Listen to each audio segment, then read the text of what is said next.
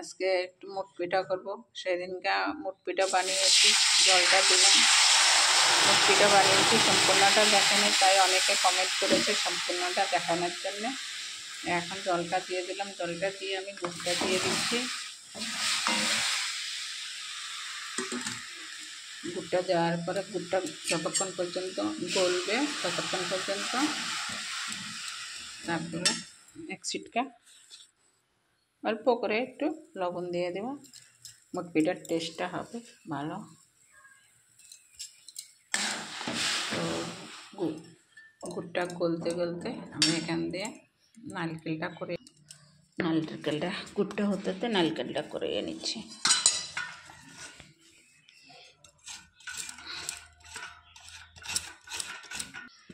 তো আমার নারকেলটা করানো হয়ে গেছে, দেখি গুড়টা কতটুকু হলো।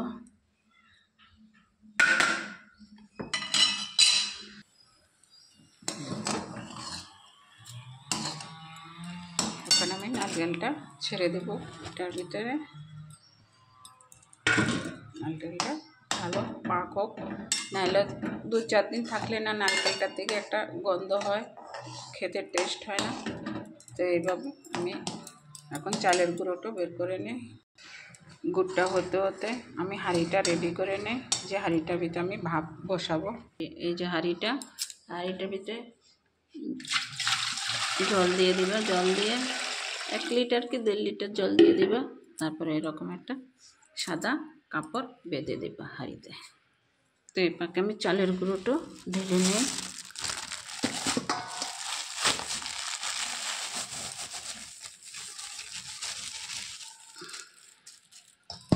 চালের গুঁড়োটা ঢেলে এবার হাঁড়ি, তো আমি হাঁড়িটা বসিয়ে দিয়েছি। জলটা গরম হতে হতে এটা করে নেই, এটা রেডি করে নেই। একটু গুড়টা ঠান্ডা হতে একটু টাইম লাগবে। এখন গুড়টা এটা ভিতরে ঢেলে দেব।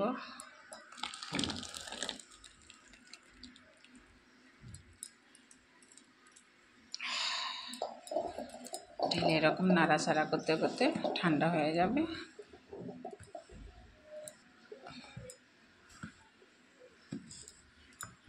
তো আমার চালের গুঁড়োটা মাখা হয়ে গেছে। এখন এরকম করে মুটমুট করে ঠেসে করে মুটমুট করে থালে রেখে দেব।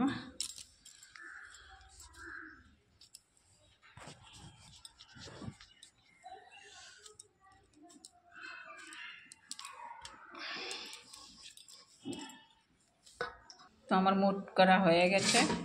লাস্টে একটা ছোটটা আমাদের ছোট মনিদের জন্যে।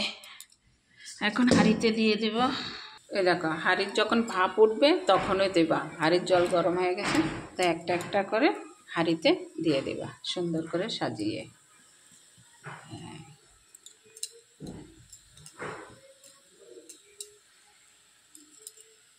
তো আমার 1 হাঁড়িতে সব কাভার হবে না, 2 হাঁড়ি করতে হবে। এখন এগুলো বাকি আছে, 1 হাঁড়িতে হবে না।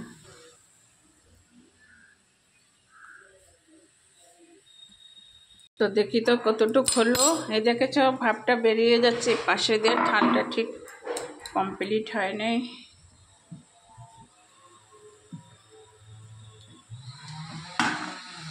এই যে দেখেছ একদম সাদা হয়ে গেছে। এখন একটা একটা করে নামাবো।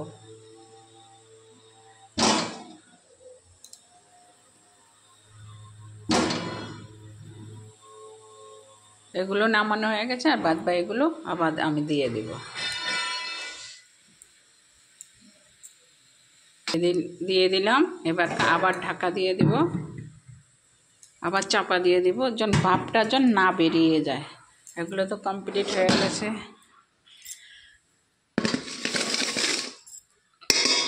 দেখেছ।